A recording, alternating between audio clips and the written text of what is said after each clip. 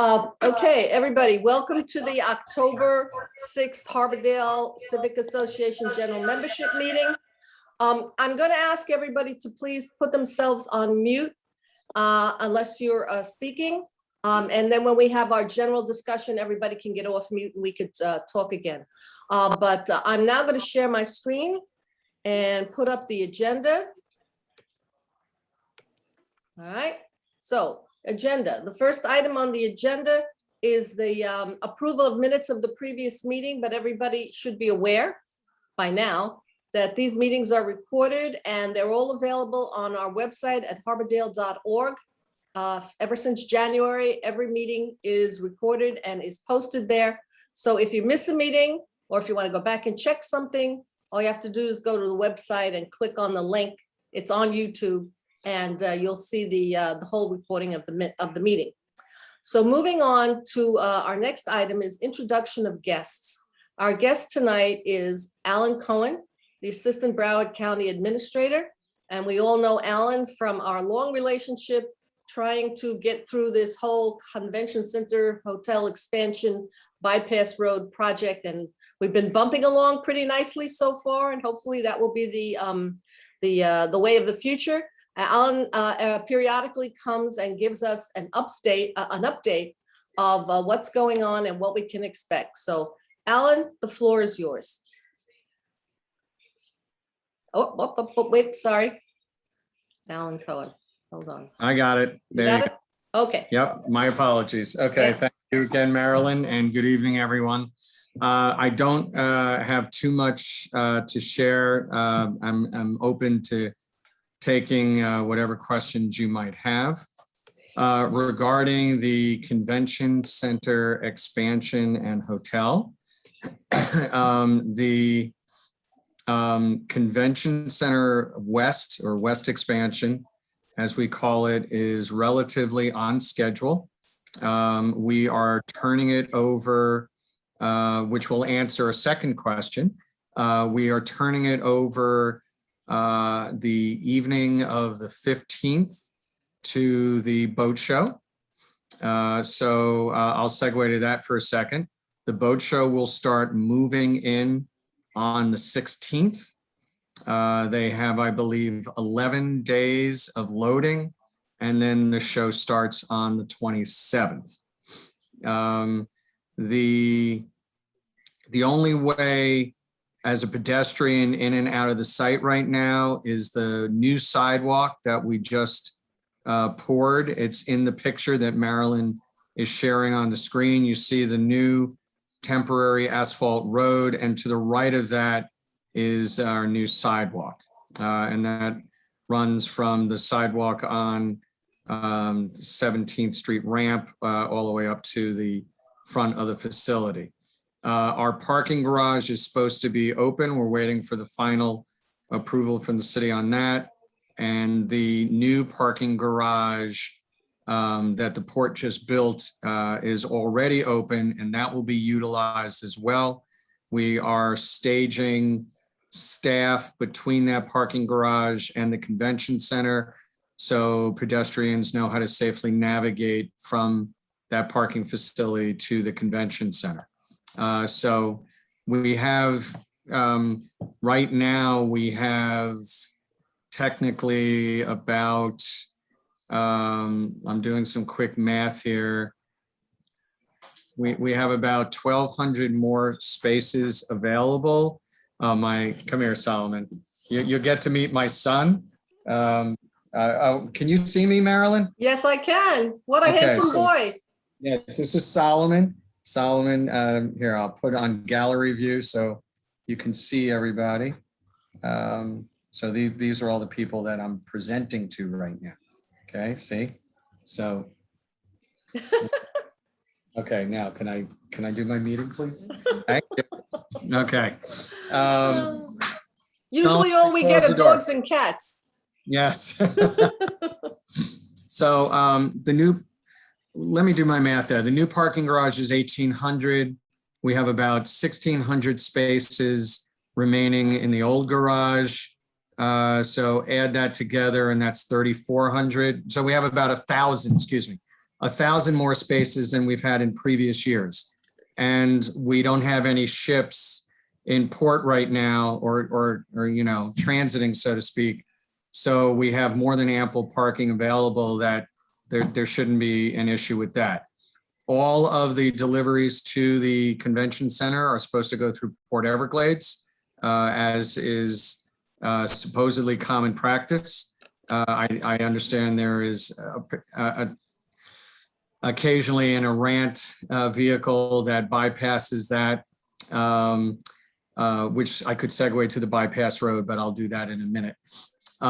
So we do emphasize to the boat show the need to have the trucks go through the port. There was, Marilyn, I don't know if you ever saw any proposal to the city about the proposed traffic circulation for the boat show itself. No, I have not seen that, no. Okay, so we had seen one that I had mentioned for you guys to keep an eye on, that might take some traffic down your street, and I know you wouldn't like that.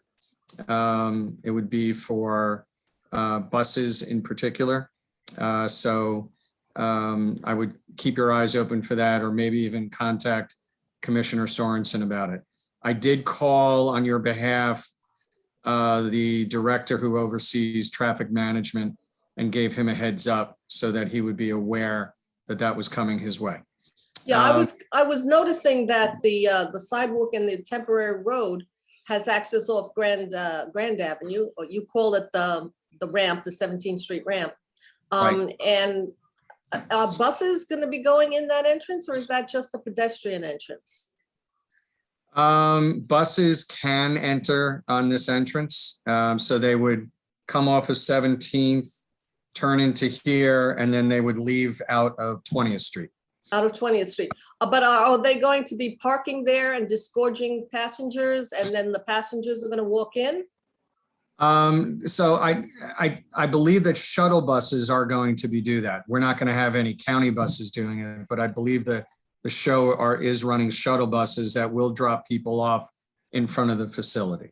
And I'm not sure, on the street or in front of the facility? Are they going to go into the facility and drop people No, off? the bus will drive onto the property and drive Okay, in front of the convention center. that's fine. I was just concerned that I'm going to have a line of Yes. buses on the street there and nobody No. could get into their apartments. Okay, that'll be No, cool. and the numbers coming to the facility are typically not as high as the numbers that they see across the intercoastal by the Bahia Mar and the rest of the complex. But there's a decent amount over the course of the 4.5 days or whatnot. I think the neighborhood has learned to live with, it's the boat show. And we all support the boat show and, the Exactly. economic impact. And if we're all a little convenienced for a few days, we can live with that. As long as we can get our ambulances in case of health and safety, Yes. we're happy. Mhm. Okay, All can right. I ask you? No, I have more. Continue. Continue because Okay. I have questions. Yeah, I actually have more than I thought. So I'm Okay, just doing a brain dump with you to share everything that I have. Since I mentioned it, I'll talk bypass and then I'll go back and tell you where we are with the rest of the development. So the bypass road is still on target to be done no later than 2025. And our new schedule for the hotel also has us open late 2025. But before the hotel was going to open a little earlier, but that's been pushed back due to the pandemic. The pandemic slowed down our boat show planning effort, but it did slow down the hotel because of we had not financed it yet, and nor have we still gone to market, but we're planning for that now. So the first thing that you'll see is a widening of Eisenhower. We're working with FPL to move some poles. You'll see one very important pole hopefully be removed tomorrow that amusingly is sitting literally in the middle of the new driveway to the loading dock for the convention center. So it's in a rather inconvenient location, but that's going to be removed. And then the poles to the north and south of that will eventually move from the east side of the street over to the west side of the street, for closer to the very edge. And we'll have an entire new lane running from 20th Street to 17th Street on the east side of Eisenhower, running north-south, obviously north-south. And then on the west side, there will be a new lane, but that won't start until, I believe, right after the wastewater treatment plant. We don't have enough right-of-way available on that side of the street to go all the way from 17th Street down to 20th Street. So we're still on target for that. There have been some minor design changes, but the route is still the same, and it should perform just as well. Maybe the next time, because I don't have, the designs haven't been finalized by any means. When I get newer designs, maybe I can bring them to a future meeting to share those with you. Now going to the project itself. So as I said, the west expansion was all about the exhibition hall, expanding it from 200 to 350,000 square feet. So that is practically done. They're doing a lot of finishing work right now. There's some outside work that you see going on. A lot of the activity that you're seeing on the site, and in particular, like in the picture right now in the background there, you see right near the cruise ship, a crane holding on to a very long tower. And if I'm not mistaken, there's one right now sitting at the north end of the convention center, much closer to your building. So those are the auger pile drillers, I guess. So we're not driving piles, we're drilling piles, and that's part of the drilling unit. And as we discussed several years ago, we chose to utilize this method to minimize not only noise, but vibrations, so that we wouldn't cause any angst or actual damage to our neighbors. So you'll see this rig out there for an extended period of time, doing both the hotel foundation and the East Expansion Foundation. So you've seen that rig move back and forth. They did the test piles at the hotel, then they moved over to do the test piles on the east. And I think they're now working on the actual foundation, you know, the rest of the piles for the hotel. They might bring more rigs on as time goes on. I don't know. You'll also notice that a lot of dirt was brought on, and that caused some issues. And I've been on them to keep it as wet as possible. We've raised the two parts of the site where the buildings are going are going to be 4 feet higher than grade. That was done for resiliency purposes. You'll see more dirt brought in later to raise the rest of the plaza area, also for resiliency purposes. And that was based not only on projected sea level rise, What does it have me as? Excuse me? I'm sorry, John, the new John, could you please mute yourself? Thank you. Yes, sorry. Thank you, John. We also did a wave study modeling potential storm surges, and ended up coming with the elevation increases that we're putting into the site. Let's see what else. So hotel, we're going to be bringing the final, I think the final pricing to the board in the next few months. We're currently looking at issuing debt for the final stages in, I think, February, possibly. In the meantime, we might have enough cash on hand to do a partial start of both. So maybe we'll do a core and shell first before we do the rest of the project. And that's essentially putting up the superstructure, interior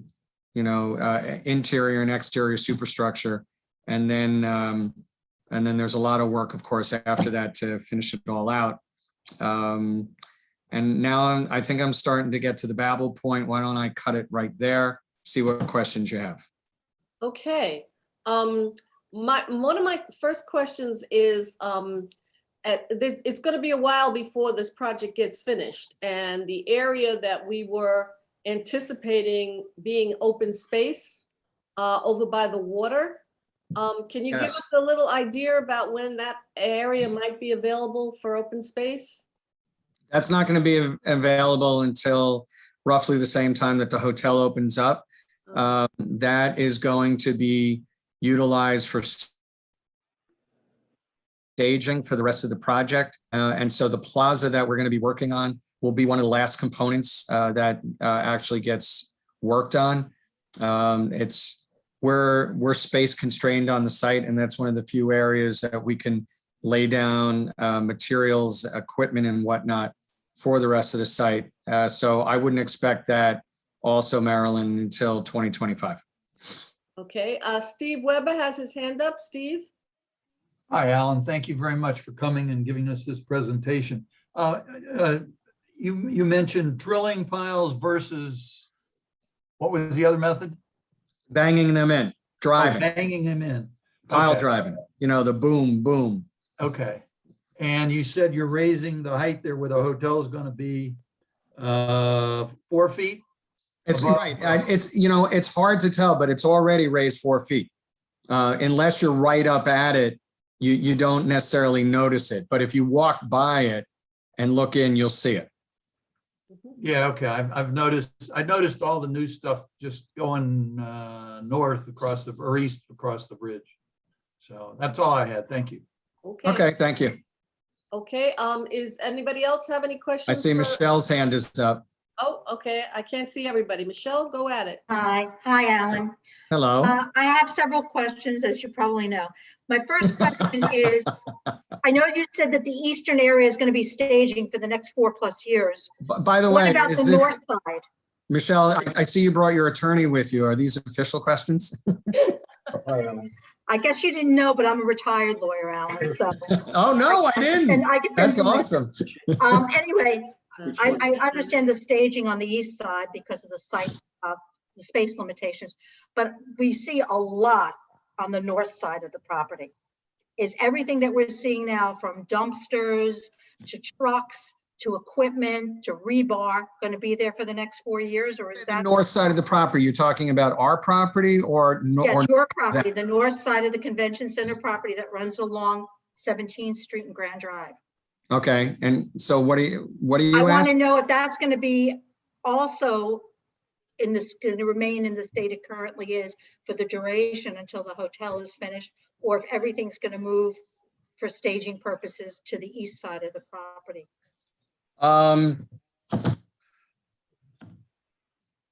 Eventually, everything's going to move to the east side of the property, where you see, and it depends where you are in your building to see where we've put the dirt pad.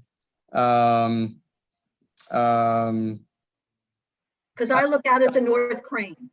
I'm staring at your north crane. Okay, Everything along there, there's like a orange and white plastic partitions for where they drive the trucks. But everything north of it, closer to the roadway, is dumpsters, Jiffy John's. How long is that going to be there? that's probably going to be there, I'm guessing, and and let me say, Michelle, I'll formally ask and find out. I'm guessing it's going to be there for the duration. Jiffy John's too? Do I have to look at those for the next 4 years? Or can they move those to a more innocuous spot on the property? Well, let me ask, and at a minimum, if we're not planning on moving them, let me see what I can do to screen them. Because it is pretty distasteful to look at it constantly. I understand, and a legitimate concern, so I will ask that question. Okay, okay, thank you. Okay. And the other question, can I just finish? And then I thought you were. Go right ahead. You said that they're wetting down. The only wetting down is when it rains. They're not wetting down any of the dirt at all. So I just wanted you to know that, because if it's going to continue to be dirt for 4 years, we're going to continue to have issues. I'm concerned about that, especially if they're going to keep this area dirt for the next 4+ years. That's a concern of ours as well. And it impacts our building, as you know, because of the pressure cleaning and other issues that we've discussed with you several times in the past. So I'd like to know how long, one, we're going to have the dirt with the dust and that they're not wetting it down. 2, the Jiffy Johnson. 3, how long we're going to see the entire property under the state it is, for how long, and what they clean it up and make it a little bit more presentable. So that latter question, this property is going to be under a state of construction for the next 3+ years. 22, 23, 24 into 2025. So it's going to change and morph over time, particularly where the footprints of the buildings are. But, and I'd say particularly east of that new road that you see, where most of the equipment and staging will go, although there might be some things just east of the hotel footprint. Now that road is structured the way it is. You know what? I'm trying to figure out, yes, there we go. Give me a second here. I'm trying to see if I can pull up on my computer a quick site plan so that I can get a better sense of. About the boat show, October. it's going to happen. Yeah. Here we go. Let me use this one. All right. While Alex is looking for that, I have Heather and Alex also have questions. So I see. Okay, so most of the area west of that road will have structure on it. There is a fairly generous strip of land between the road and the building or the plaza that it's going to be around that could have materials or equipment on it for the duration, as will likely the part of the property, Michelle, that's northernmost or closest to where your building is. And that would presumably for the hotel, while the other staging area would probably support both the hotel and the east expansion. And one last question, and then I'll give the floor to everybody else. But I know that there was a special dispensation for time because this had to be ready for the boat show, and they changed the normal hours for noise ordinance, which is normally 8 to I believe 8, to 7 a.m. to 10 p.m. And I want to know, once the boat show and this phase of the construction is over, are you going back to following the normal Fort Lauderdale City noise ordinance, or are we going to continue to have 7 a.m.? Because they do start as early as 6 a.m. When was that? Is that going to change back to what it should be? So I need to know if they're there earlier than 7. But I want to know if 7 is going to be the norm going forward for the next 4 years. I don't know yet. I asked the question recently myself, and what I was told is they definitely will not be working later, but they might need to, ask for 1 hour earlier. I don't know if that can shift to an hour later. Can you check on that if they're done with the major aspect? Because it was only supposed to be for this convention center expansion in anticipation of being ready for the boat show. That's what the commission was told. And I would like that to be addressed going forward, because it was represented that that was the sole reason why you needed the change. Okay. Thank you. Thank you, Michelle. Thank you, Alan. Heather, Appreciate has- Marilyn, before Michelle goes, my yeah. homework are the porta potties, the dirt, and the hours. Yes. Right? Yeah, for Okay. the most part. Thank you. Okay, Thank you. Appreciate it. yes. Heather, Thank you, Counselor. you had your hand up, Heather? Yeah. Yeah, go right ahead.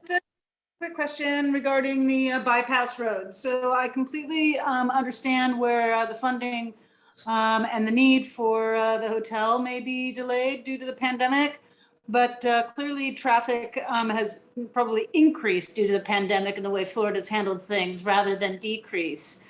Is there any way to get that sped up or again, can you explain why that's been delayed? So Heather, I did not say it was delayed and it has not been delayed.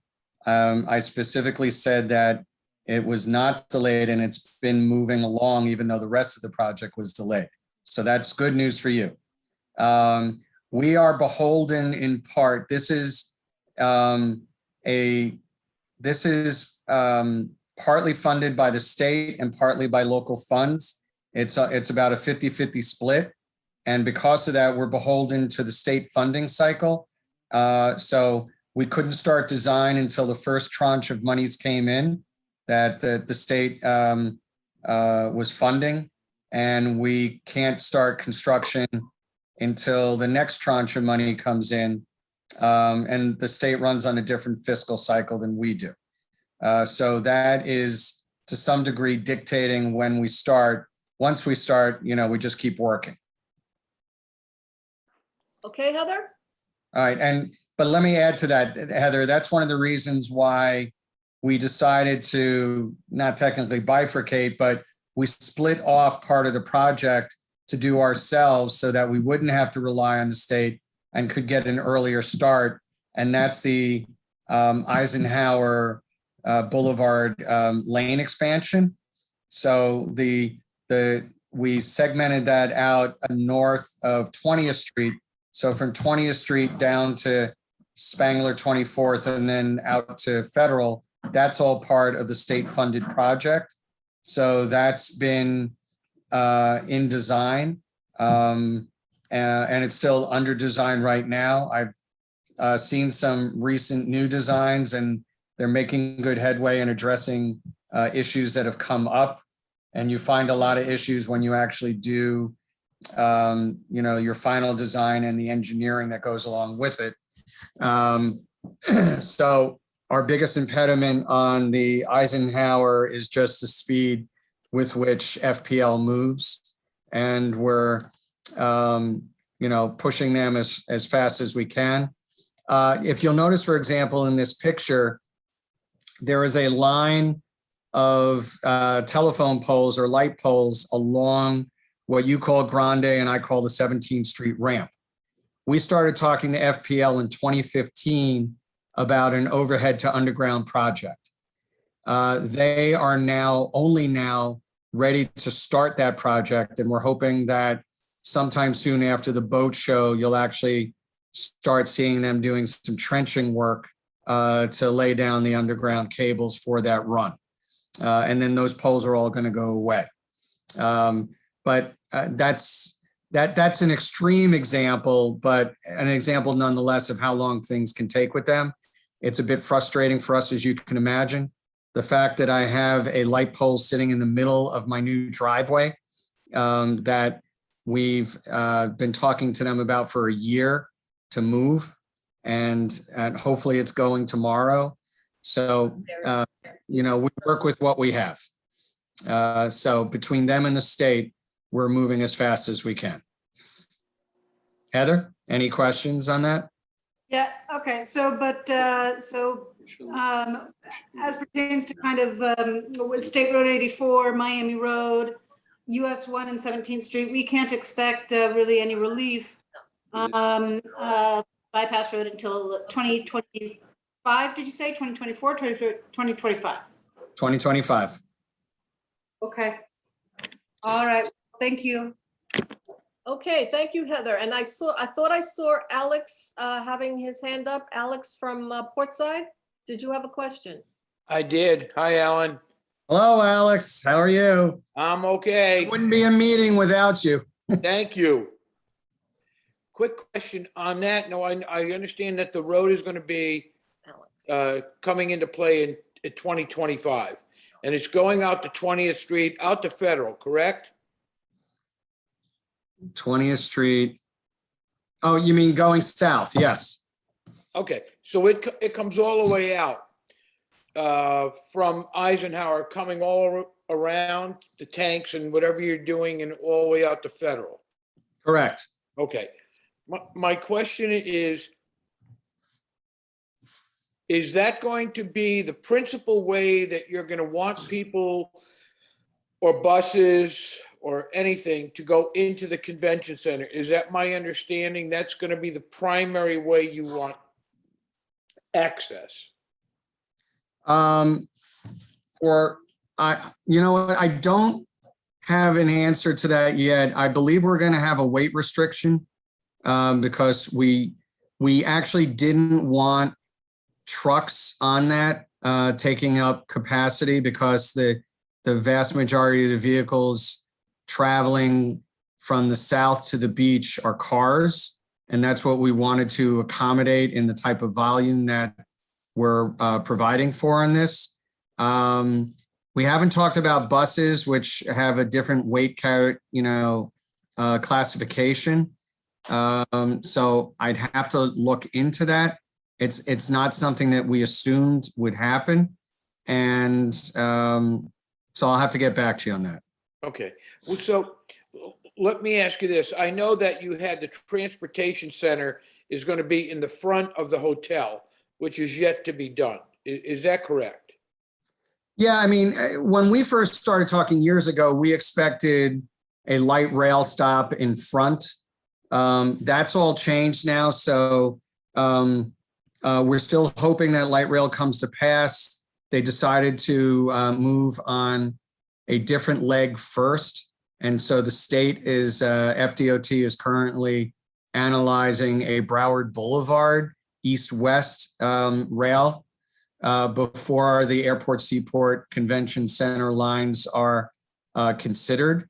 And a station for that would actually be on Eisenhower as opposed to on 17th, the way I had originally presented to you. God, it must be 6 years ago now almost. So what we're basically doing is simply enhancing the bus stop that's there. We're designing a much larger overhead canopy so that when folks get off, if it's raining, they'll be under cover. I think it will be a nicer look. We're trying to also do a couple other things just to clean up that corner a bit. So it's not going to be what we originally thought about, but. Well, let me ask you this. What I'm trying to get out of you is the traffic that's coming to the hotel and to the convention center. The buses were supposedly coming in and they weren't necessarily going to come down 17th Street, although some of them are, obviously.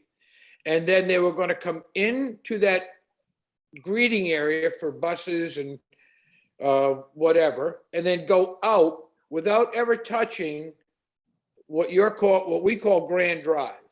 Is that still in the plan? Because if I recall, excuse me, you had said that they were going to come in one way and go out the other, and they wouldn't affect us on our side of the highway, on our side of the causeway. So yeah, Alex, so that is correct. So it wouldn't, if we have buses coming from the north, it wouldn't make sense to take them all the way down to 20th Street. So those might come down 17th and then turn right into the convention center entrance. On Eisenhower.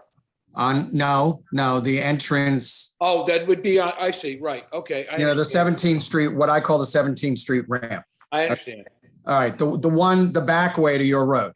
Yeah. Okay. So, and then they would make a right onto that new asphalt road that you see in the picture on the screen. Okay. Okay. That road that's there is where the permanent road is going to be. And that road is going to be from the northern part of that road is going to be one way only going south into the property. So it's going to be wide enough to allow fire trucks to exit to the north if they need to, but those are the only vehicles that will be allowed to. Normal traffic will only be able to turn in and not turn out So we're not going to allow any traffic that's on our site to leave and exit and to get onto Grande. All of that traffic will be forced onto either Eisenhower, behind the hotel, or off of, well, actually Eisenhower behind the hotel, or Eisenhower from 20th Street. So which means the bypass road. They're going to be able to access the bypass road to go back all the way out to Federal. Yes. Is there going to be something, Alan, that when the bypass road is done to some signage or something that's going to direct that southern traffic to come to the bypass road to gain entrance rather than them going up to 17th Street and coming down? Is there going, how are you going to Absolutely. direct that?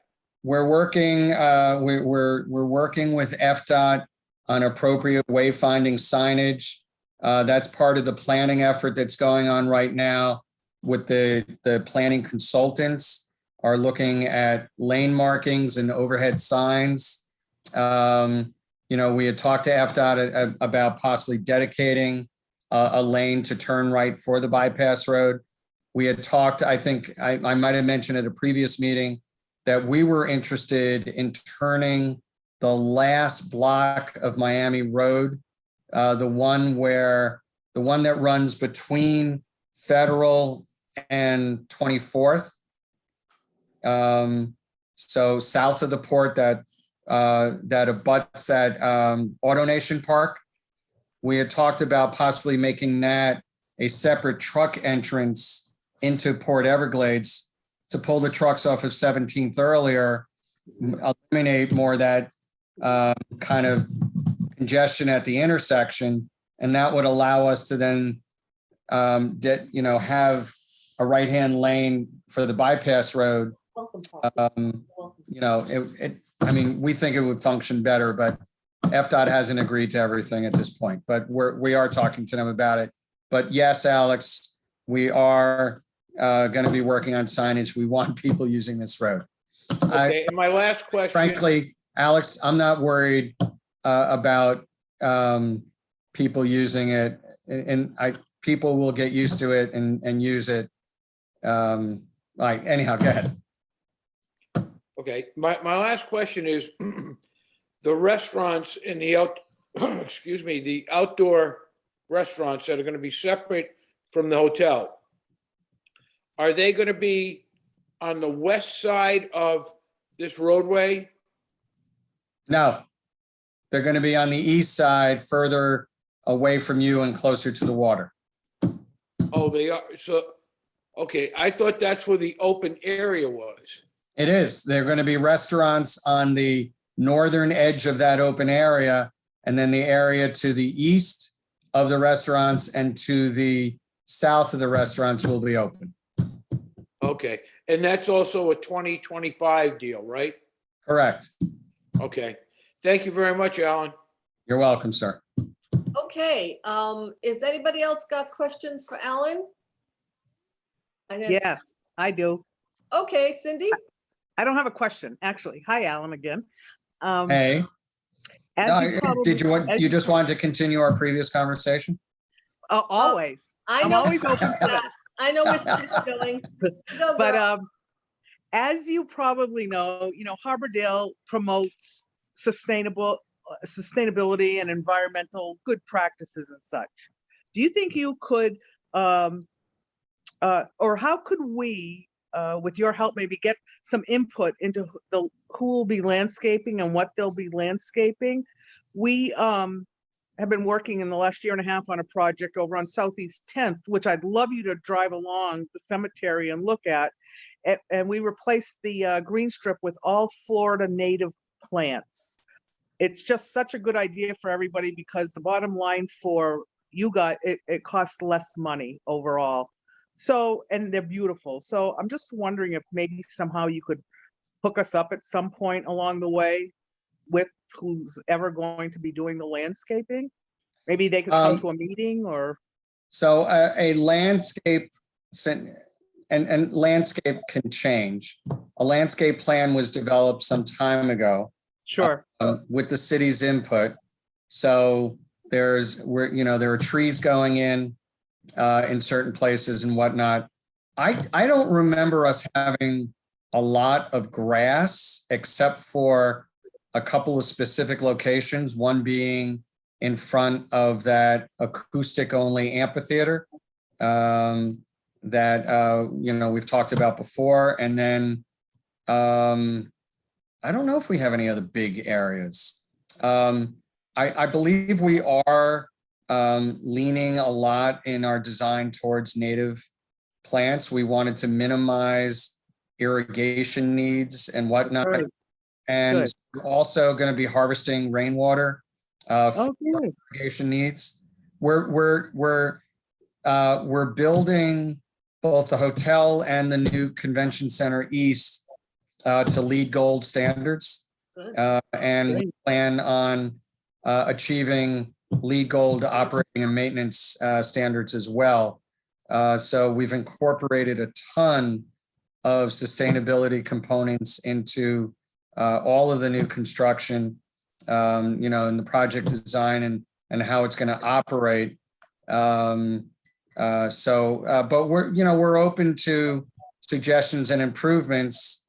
Let me think about who I can have you talk to, and we can circle back. Sure, that's great. It sounds wonderful. And one last thing, we are so glad you're here tonight. We have a surprise for you.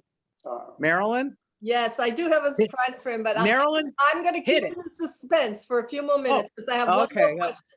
All right, all right. Alan, you know that we, about a year and a half, almost a year and a half ago, Harbordale and Harbor Inlet, the community immediately across the water, for those of you who don't know, right across the intercoastal, that community is called Harbor Inlet. The president of Harbor Inlet, myself and Alan and Ben Sorensen and other people from the city, we had been talking about issues that might arise with open air events in the proposed entertainment area, or I think it was a small band shell that was proposed on the open area. And Alan's been very, very good about talking about these things and trying to find ways to assure us and the neighbors across the canal, across the intercoastal, that any events, outdoor events in the open space would be conducted in such a way that we would not have a problem with noise and late night venues and things like that. And those discussions sort of got on hold during COVID, but they are starting up again, talking about hours of operation, perhaps, decibel levels, things like that. So this is an ongoing relationship. We're going to be talking to each other again for another, couple of years. So I just wanted everybody to know that, there will be operational issues that we will work through as we go further into this project. And we've been keeping good relations, and we want to continue with good relations. We want to be helpful. And I think the convention center representatives have wanted to be helpful as well. So just putting that on the table. And now I'm going to go with the surprise. Okay, hold on just a minute. I'm going to get rid of this and I'm going to go to this. Oh, wait a minute. That was, wait, that was the tease. Damn. Oh. Everybody is probably Come on, Marilyn. aware, I know. Everybody is probably aware that Cindy and I have been working very hard on the wrapping of the utility boxes on 17th Street. And I'm going to let Cindy take this one because she's been, the point person on getting this project together. So Cindy, you want to tell everybody a little bit about what our thoughts were and where we are right now? Sure. We again had we've been talking about this project for 5 years, and now it seems like it's getting closer to a realization. And in that time, since we realized, since we've been told that we're going to get this, we've had a number of people come forward with, different ideas. We had different ideas, but then we have a person that we know that has a business doing wraps and all sorts of signs and all sorts of things. But he is one of 2 people that has a license for Guy Harvey. So we thought, boy, nobody would have to make any real decisions per se, because Guy Harvey has beautiful artwork. And if we could get that in our neighborhood along 17th Street, we would, I think everybody, and so far, everybody has been delighted and excited about this. So we're getting inch by inch, we're getting a little bit closer. And so we took everybody's idea, yours, Alan, you know, with the giant Marlin statue and the port and everybody along the way. We have one mock-up that we just got in this afternoon, and it happens to be your, what I call Alan's box at Eisenhower there. And so Marilyn, Alan's Here it box, is. please. Alan's box at Eisenhower. Okay. Wow. And that is really superior. Those are his real primo sailfishes or marlins. And if we could pull that off, that would be absolutely amazing, I think. What do you think, Alan? I think they look beautiful. Yeah. Okay. That'll be so cool. I'll also say this, that the Guy Harvey people were pretty excited actually, because it is 17th Street. We really are the premier yachting, boating, marine street in all of Fort Lauderdale. So they were thrilled. And then I think knowing that, you know, the new convention center's going in, I just think it would be a beautiful way to cap all of this off. And I can see, and Marilyn and I have talked about this, you know, tourists taking pictures in front of these boxes, and just a real feather in everybody's cap, and it will be beautiful. So we'd also like to have a dedication service if this, and when this goes through, and maybe invite Dr. Harvey to, you know, to come and we could thank him. But anyway, that's way down the road. Right now, we have that first box mocked up, and again, it's wonderful that you're here to see it, and it seems like you think it's nice. Fabulous. So That one in the lower left-hand corner that you're showing Yeah. is very close to what the sculpture is. Yeah. yes, That would be phenomenal. Okay, That's and why- I just want to elaborate on what Cindy said. We talked to the artist. We did not pick the art. The artist is picking the art. But what we Right. asked him to do was, we wanted him to start at 17th Street. Can everybody see where my cursor is making a circle? Right. This is the box on 17th and Federal. Federal and 17th, yeah. it's two And- boxes. There were two Actually, boxes. We call yeah. these raised boxes because they're Yes. actually in Ponsietta Park. And what we asked the artist to do is to tell a story. Starting at Federal Highway and with the premier signature Guy Harvey. You know, these are the ones that everybody thinks of when they see Guy Harvey. And then to work his way down the street to include sea animals for the children, like dolphins and manatees and turtles. And then as we got closer to the port, to tell the story of travel to distant lands, islands in the sun, yada, yada, yada. And then when you get to the convention center, obviously to use the signature emblem of the convention center. So he hasn't picked all the artwork out yet. He's still working on it. But this is the story we're trying to tell. And So Marilyn, yeah, well, I'll get to everybody in a minute. Well, one of the reasons I'm saying this to you, Alan, especially, is that there are some challenges here. Several of the challenges arise from the fact that these are Broward County boxes, and Broward County has to approve the artwork. And we have still not resolved with Broward County whether or What not. county are you talking to, Marilyn? Well, I'm gonna find out, and I'm gonna let you know, because we. Yes, please do, because I can follow up for you. Okay, because we're not doing the negotiation. The city's doing the negotiation. So we may in fact have to call upon you to lend a little weight if it's necessary. So far. I would be more than happy. I'm not known to be shy within my organization. Excellent. With that, I'm going to take questions. First, we got Jeannie, and then we got Heather. Jeannie. So I think it's fabulous to have Guy Harvey. It's a wonderful artwork that that's presented here and the other artwork as well. And I will just say this, from my years of studying and painting, oil painting, and various classwork at Art Serve, et cetera, I will just say that the background on this one is bland. It's not going to stand out when you drive by on the street. So if it's possible to have that background be a color of some sort, whether it's a light blue or something, but that color that's the background on that is too bland. Just tell me. No, and I saw it, and the first thing I thought about, a nice light blue would be a very good Yeah. idea, because the white is a little too, it would be much more interesting. But you know what? We are not the artists. We can make those suggestions to the artist, and ultimately, Guy Harvey has to approve it. Sure, I mean, and these he are all will. licensed pieces of work, so, we can make suggestions, but it's. up Jeannie, to that's a very good point, Jeannie, and we will certainly talk to Yeah, our guy. yeah. He Because had to he was called out on a death in the family in Ohio, so he had to. Right, because you want to catch the eye as you're driving by as well as walking by. And No, so I if you agree. have color, No, we all then agree. you'll see it. Yeah. Thank you.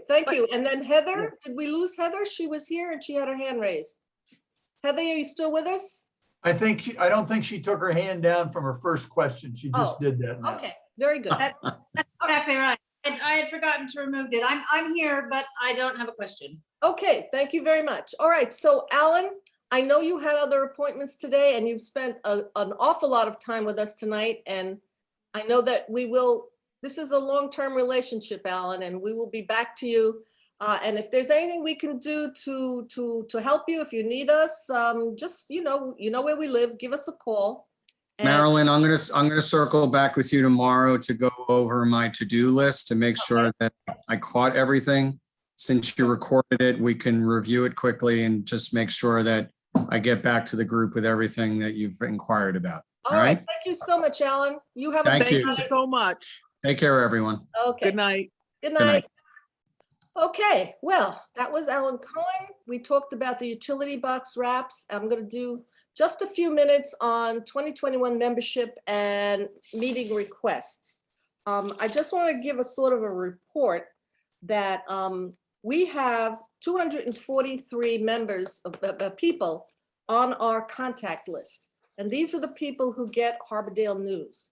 They're members, they're former members, they're people who've come to our meetings and expressed an interest, they're elected representatives, people from other neighborhoods who would like to be part of our meetings. So when we send out a Harbordale news, it goes out to 243 persons. And we get an open rate of consistently over 40%, which I'm told by the constant contact people that that's a very respectable open rate on our emails. And then we have a very high click-through rate. People click through and go for additional information. Like, for instance, people will click through to City Commission hearing links that we give them. They'll click through to other sources of information that are related to the Harbordale news. So we have a very high click-through rate as well. And I just wanted to report that we have currently 48 members, 48 paid up members, which is probably one of the highest number of paid members that we've had in a number of years. But we also have 43 friends. These are people who are not necessarily members, but have requested to join us on our meetings. So 48 members and 43 friends. I want to give you that information because, we could always use new members. We could always use you as our current members to talk to your friends, your neighbors, your relatives, people who are in the neighborhood, and ask them to join Harbordale, because the more people we have, the more strength we have when it comes to working with our elected officials and getting them to recognize us and to recognize our issues and to respond to our issues. There's strength in numbers. That's always it's always the truth. There are strength in numbers. So again, this is my pitch. Usually Cindy gives the pitch for membership, but this is my little pitch for everybody to try and get their friends and neighbors to join Harbordale. And then we want to talk about 2 tree programs. And I'm going to use this as an example. Okay, this is Cindy, and this is Cindy planting the tree on Southeast 12th Street on our new bump out that is protecting the neighborhood from wrong way traffic on Southeast 10th Avenue.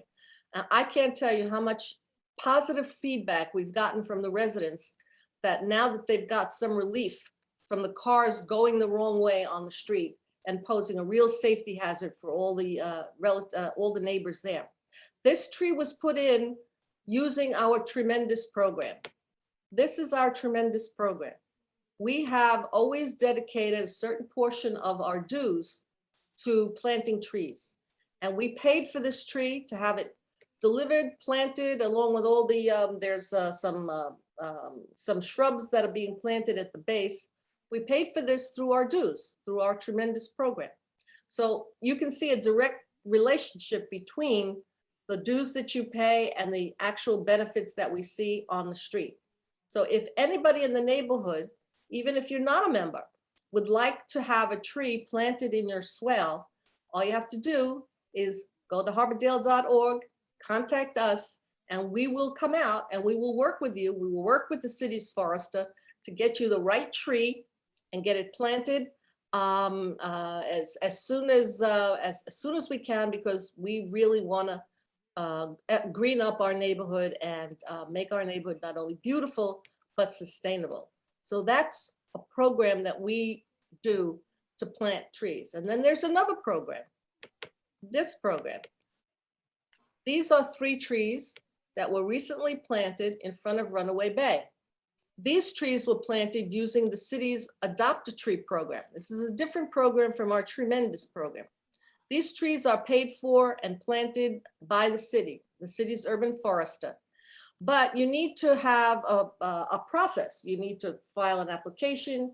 We need to go out there. We need to pick the right tree. We need to work with the homeowners to get the city to do these trees. And we worked with the condominium, Runaway Bay condominium, their manager and their president. And we didn't pick out the trees. We gave them some suggestions. They picked out the trees, and they're small, but they're gonna grow. We planted them on both sides of their property. So this is part of what we do as an organization to make sure that the neighborhood is beautiful and sustainable. So again, anybody who wants a free tree, just call on us and we will be more than happy to work with you to get a tree for you. All right, now that's that part of the agenda. Now, we're going to have elections for the 2022 Executive Board. I want to report that two members of the 2021 board are stepping down. John Zurich, who's been on the board for 3 years, is taking a break. And we want to thank him very much for his service for these 3 years. John, I have some wonderful photographs of him at one of our Harbordale giveaways, giving out Harbordale bags with hurricane information in it. I think that will be like part of his legacy. And also Vicki Eccles, who all of you know, who has been a long-term member of Harbordale, on the board, our Green Your Routine representative. Much of the money that's in our bank account comes from the years that Vicki was doing Green Your Routine literally by herself. That's not the case now. Now we've got Carol, and Carol Soroto is our Green Your Routine coordinator, and she has corralled a whole bunch of volunteers, and we have done a lot more work, and we've spread the load around. But when Vicki was doing it all in the wilderness by herself, she was really a force to be reckoned with. She's not going to be on our board anymore. She's making a change in her life, and we are going to sorely miss her. However, we are so lucky that 2 new people have stepped up. One is Scott Versa, who has been so instrumental in working on Southeast 10th Avenue and getting the native plants planted there. And we're going to get a return trip from Heather Davies, who many of you who are old-time members know was a member of the board many years ago. Heather, I don't see her on the call anymore. She was here just before. Okay, but she's stepping up. Are you still here, Heather? I'm still here. I'm just hanging out in the background. Okay, very good. So Heather has stepped up as well. And we have a new person who's stepping up, James McDonald, who has also been a member for 3 years. And James is actually in the Port condominium where I live. And he's decided to step up and help us to run the organization and do all the things that we're going to do. So we've got two people stepping down, 3 people stepping up, and we will be having the election at the November meeting. Okay, and that's all we have on the executive board election and Southeast 10th Avenue ceremony in January. We have really been trying to put this together. We want to have a ceremony. We want to have our elected representatives. We want to thank David Mancini, the contractor, because not only was he very good for us in terms of, he was very receptive to all of our concerns. He worked with the neighbors in a very trying circumstances when we were digging the major sewer project. And he also stepped up and covered all the costs of planting the native trees that were over and above what his responsibility was. So he really came through for the community, and we want to give him a shout out and a ceremony. We're planning this for January. And anybody who wants to work on that committee, putting together a party in January, on the street, in a tent, with refreshments and speeches and music, please let us know. We could use some help in putting that together. So the last item on the agenda is the holiday meeting and party, December 1st. Usually we hold our December meeting and party in the East Spot restaurant in the Embassy Suites. But since they kicked us out, we're looking for another spot. Let's spread the wealth around and look for another place in the community to hold our party. So we're all open to suggestions. Buddies at Southport Raw Bar was one suggestion. Anybody who has any other suggestions for a local restaurant that would host our meeting, and this is not charity, we pay for the food, and open bar, we pay for the drinks. So if you've got your favorite restaurant that you think might be interested in being the spot for our holiday party, again, just contact us, go to the website, and contact harbordale.org. We answer every inquiry, we answer every question that comes in, or you can just email me directly. Most of you know you have my email. So those are the only items that were on the agenda. And now if we have other things, and I see already Carol Soroto has her hand up. Carol, you want to start? Yeah, and I also sent a question. In the chat? Question. Yeah, the question was, that one was, if we have 200 and some odd people that you're sending out the newsletter to, and 40% or whatever, click it, 40, whatever. If those people have been receiving our newsletter for a year, say, and they haven't joined, why continue sending it out to them? I mean, I know it doesn't cost us anything, but it's like, it's dead wood. Well, you have a point there, and there are times when I go through that 243 list and cull. I cull obviously anybody who gets bounced. They immediately get culled out. But new people come on. I get requests through the webpage to get Harbordale News. People will be clicking around and looking for neighborhood stuff, and they'll see, that they can sign up for Harbordale News. So I get, there's a churn that goes on there. And I guess the answer to that is we live in hope, Carol. Every time that I send out a Harbordale News, there's always a pitch down at the bottom to join. And, hope lives eternal. And, maybe once in a while, maybe once a year, we should make a big pitch, you're getting Harbordale News. Why don't you join? We could certainly do that as a membership kind of drive. And actually, that's you bring up a good point. Maybe we should be more aggressive in telling people, hey, we're sending you all this neighborhood news, you should join.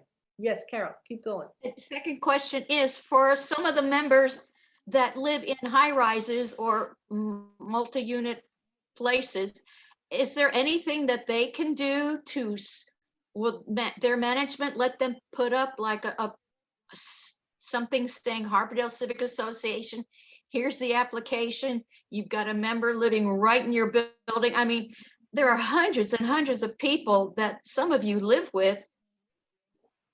Can't they do something a little more aggressive toward trying to get their neighbors to join? I mean, if you've got yourself and your husband and one other person in your building, that's pretty poor turnout, I guess, so to speak. Actually, I have so many people in my building that they don't even want to talk to me anymore because I keep going up to them and saying, have you joined Harbordale yet? So I've got at least 6 people from my building. That's a challenge to everybody else who lives in a condominium in Harbordale. Go next door, talk to your neighbor, give them tell them it's easy. It's harbordale.org. You don't have to do anything. You just go and click on it and all the information is there. Can you find out if they're allowed to post something in their rec room or mail room or elevator thing about they live in a neighborhood and that neighborhood has a civic association? I would say no, because I know from experience that most condominium associations don't allow you to be posting things like that, because then everybody would post everything. But I know Pam is Pam on here? Pam Miller? She was the president of Village East, Pamela Miller, yeah? And Yes, I'm here. right, thank you, Pam. And I know that you send the information to all of your members, don't you? I don't know if now the information is being sent, but I used to forward the Harbordale news for the meetings to the manager and to forward it to as an email blast. Right. That's probably the appropriate way to do it. But again, everybody is different. Every condominium is different. The thing that I think Carol is trying to say, and I was trying to say in my own way, is we count on all of you to spread the word, because that's the only way we're going to get members. It's going to be word of mouth, neighbor talking to neighbor. And you'd be surprised when there's an issue, when something blows up, all of a sudden everybody's interested. Okay, and it's easy to get people to come to meetings and to join up. But the normal course of affairs where you have to take care of the neighborhood and plant the trees and check on the traffic and make sure that the city is doing right by us, that takes constant gardening. And the more people who we have on our side and in our organization, the more strength we have and the more opportunity we have to move the needle. Let me put it to you that way. So yes, Carol, you're absolutely right. Everybody should be working hard. Yes. One more thing, and then I'm closing up. I wanted the members to know that in September, Cynthia and her husband did the food forest and earned points harvesting, mulching, planting, digging, clearing. And that was for us September. And this past October 2nd, Amy and Claudia were at the Butterfly Garden and they were working there too. I was a third person, but I couldn't count. So I signed on with another civic association that needed a person, but we have people going. Carol? Did we lose you, Carol? It's frozen. I think we lost her.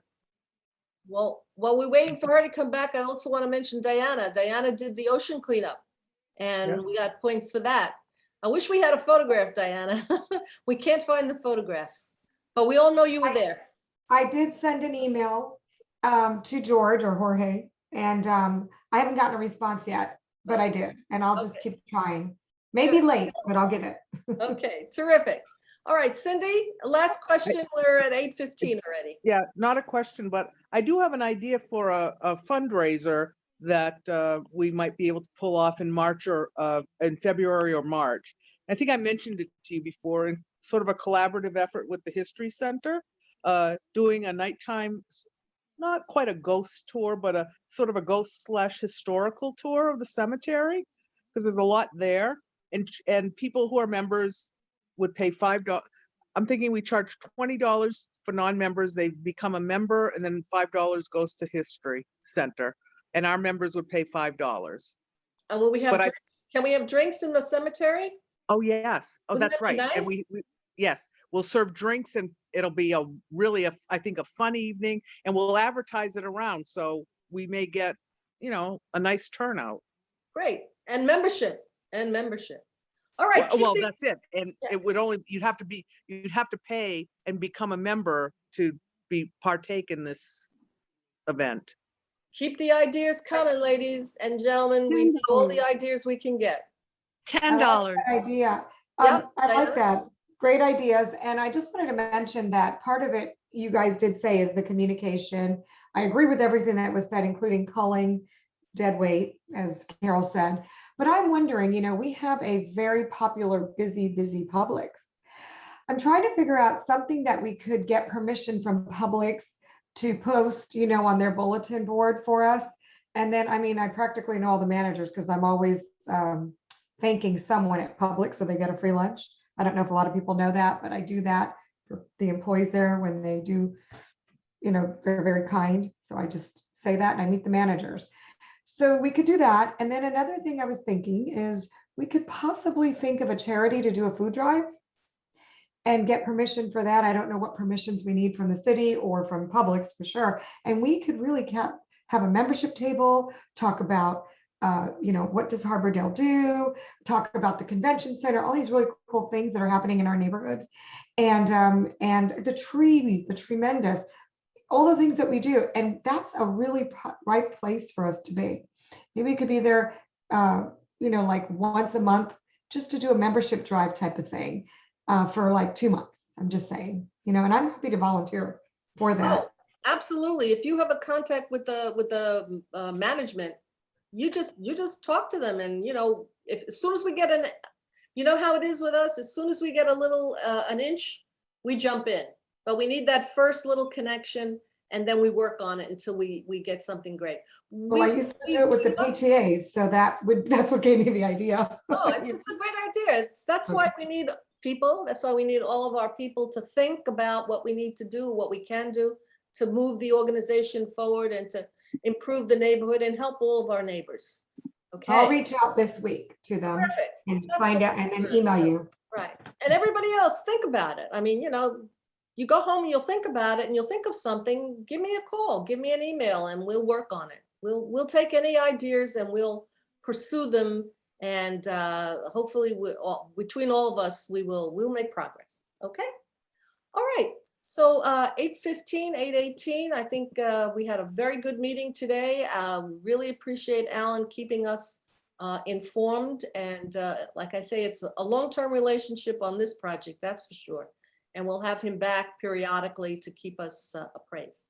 So with that, I'd like to thank everybody for coming to the meeting, and give it a couple of days and the meeting will be posted on YouTube. The link will be on the webpage. And if anything comes up between meetings, you know how to get in touch with me. You know how to get in touch with a lot of the members of the board. Anything comes up, just give us an email or give us a call. And with that, I want to wish everybody a good night and goodbye. Okay. Bye. Good night, Bye-bye. everyone. Thank Good night, you. everyone. Bye. Bye. Bye. Bye-bye. Bye.